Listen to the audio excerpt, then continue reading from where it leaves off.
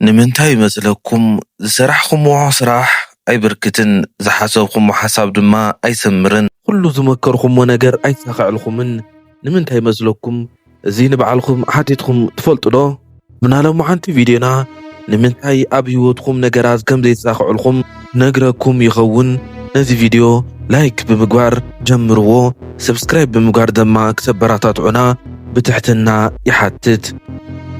حدا اوان ملت إلكا يوتخا نابرا خاطر امو عنكو كمزك خوون اي قبعنن عبزك ركب اي متقبعنن وشت اي زبلنن كبت حلو زدلن كساخعو زدلن كالي ايو انا زلخو خالي انتاي خوينا ايه النابلخا بزعبانا بعالخا هيوت هج انيقا اي تفلتن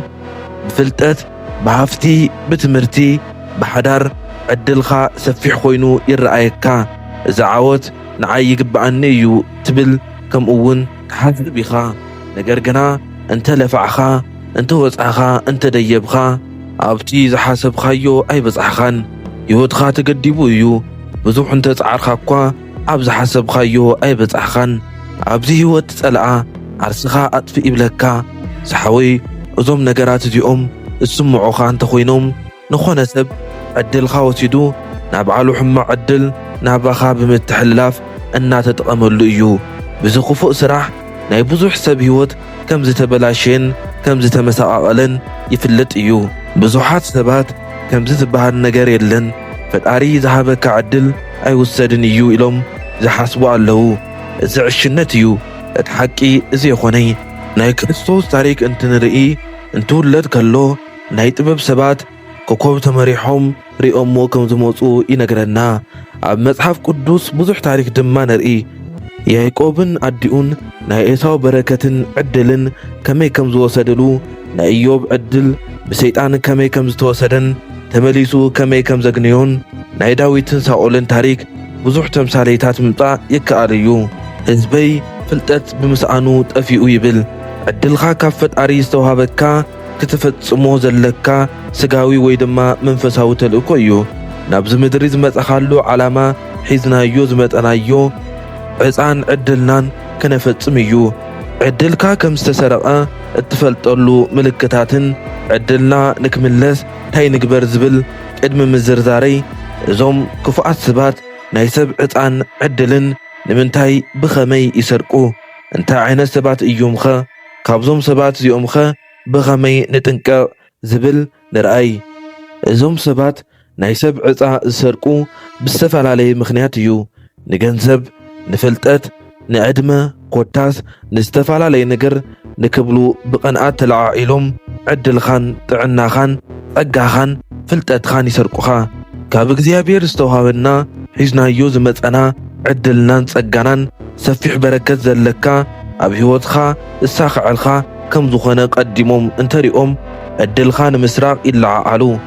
إذهم سبات زيهم عبا خايوت عبناتخا عدل زقان أولخا ناي قربا اتبلوم عرختخا بيت سبخا ناي سراح مسارحتخا قربيتخا كونو يخولو يوم اتخالي بيت سبخا بهتان نتخا نابتن قوالي تنخخيهم انتنيرهم ويدما نسخا اب اندات انقوالي كيدكا انتنيركا نايخا عدل نتت انقوالي ارئمو نيروم نايخا عدل وسيدو نخالي إشتو عدلخا عبزخون يكون ناعدم كلل وشتي هتان وطات بيت تمرتن هاللخا ماخل عدمة عبزخون عدمة يوسد ازوم سبات مسخا زنخاخا سفلاليو زديتات يتقمو دقمتي وي اتمتت مستسرحة عدلخا بالسفلالي زدي كاباخان موساد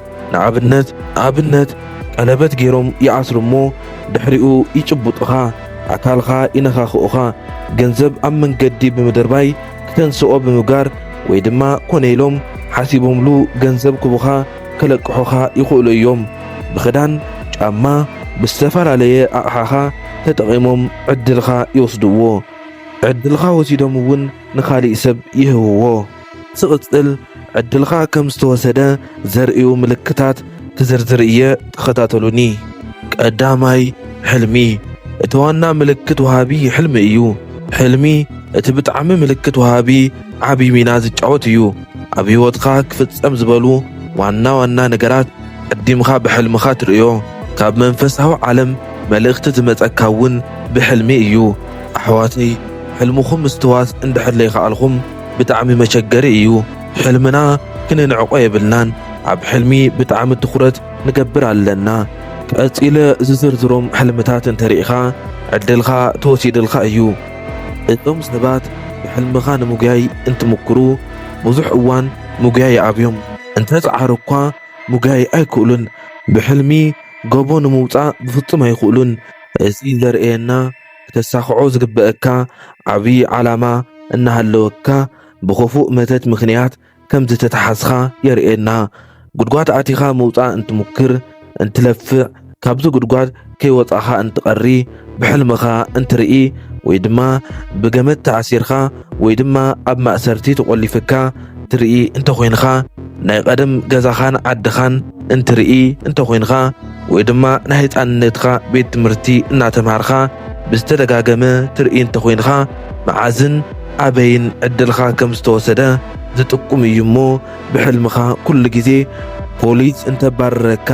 ጫካ ውሽጢ በይንኻ እንትኸውን ወይ ድማ ሰባት እንትወቆኻ እንተጓዩኻን ትርኢ ተኮይንኻ ወይ ድማ ብሕልምኻ ገንዘብ ወዲቑ እናልዓልኻ ምርኣይ ኣብ ማይ ጠሊቕካ ምርኣይ ካብቲ ማይ ምውፃእ ዘይምኽኣል ወይ ድማ ዓርስኻ ኣብ ባሕሪ ትርኢ እንተኮይንኻ እቲ ክፉእ ስራሕ ዝተሰርሐልኻ ኣብ ማይ ከም ዝኾነ የመልክተና ቀፂለ ዝዝርዝሮም ሕልምታት እንተሪኢኻ ብሓቂ ዕድልኻ ተወሲዱ እዩ እሞ ንዓበይቲ ኣቦታት ኸይድኻ ክተማኽሮም ብትሕትና ይሓትት ካልኣይ ኩሉ ነገር ዘይሳኽዐልካ እንተኮይኑ ንኣብነት ስራሕ ኣመልኪትካ ዘይተሓልፍ ህይወትካ ዝልውጥ ናይ ወፃኢ ጉዕዞ መኪና ገዛ ምግዛእ ሓዳር ቢዝነስ ጀሚርካ ዘይሳኽዐልካ ተኮይኑ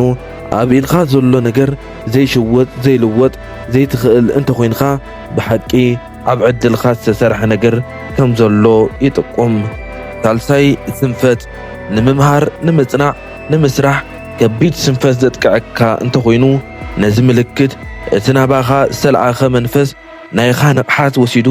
ናይኻ ዘይኮነ መንፈስ ስለ ዘእተወልካ ምስራሕ ምጽናዕ ዓርስኻ ምንክብኻብ እናሃለወካ ድቃስ ዝረኣየካ እንተኮይኑ እዚ ብጣዕሚ ዘጠራጥር ነገር እዩ ረብዓይ ዝጀመርካዮ ነገር ዘይትፍጽም እንተኮይንካ ዝኾነ ትምህርቲ ቢዝነስ ፕሮጀክት ስራሕ ዕርክነት ሓዳር ብሓቦን ብውነን ትጅምር ግና ኣይትውድኦን ድሕሪ ንእሽተይ ወርሒ ብርትዕኻ ይጠፍእ ሓድጎ ካልእ ድማ ትጅምር እሱ እውን ኣይሳኽዐን ይበላሸ ሓምሻይ ዘለኻዮ ኩነታት ምንም ኣይመስለካን ድኽነትኻ ዘይምስራሕኻ ምንም ኣይመስለካን ስለ ዘለኻዮ ኩነታት ሕቶ ኣይተልዕልን ከምዚ ዝበለ ዕድል ምውሳድ መተት ዝበሃል ነገር የለልካ ተኣምን ነዚ ምክንያት ኣእምሮኻ ከምኡ ስለ ዝተገበረ እዩ ሕቶ ትጥይቕ ተኮይንካ ናብቲ መፍትሒ ከም ትኸድ ስለ ዝፈልጡ ንከይትጥይቕ ኣእምሮኻ ንክፈዝዝ ይገብሩኻ ሻድሻይ ቀሊል ነገር ንኣኻ ይኸብደካ ካልኦት ብቐሊሉ ዝርድኦም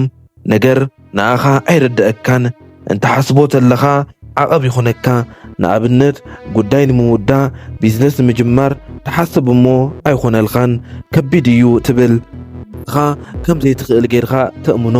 ጀብዓይ ምርሳዕ እንታይ ከም ዝበልካ እንታይ ከም ዝገበርካ እቅድካ ሓሳብኻን ምርሳዕ ሓደ ካብ ዕድልካ ካብ ዝተወሰደሉ እዩ እሞ ተጠንቀቕ ሻምናይ ኣብ ሱስ ምእታው ዝኾነ ይኹን ዓይነት ሱስ ምእታው ምውፃእ እውን ዘይምኽኣል እዚ ብጣዕሚ እዞም ዕድሎም ዝተወሰዱ ካብዞም ህይወቶም ዝተመሰቓቐለ ብዙሕ ንፈልጥ ንኸውን ኢና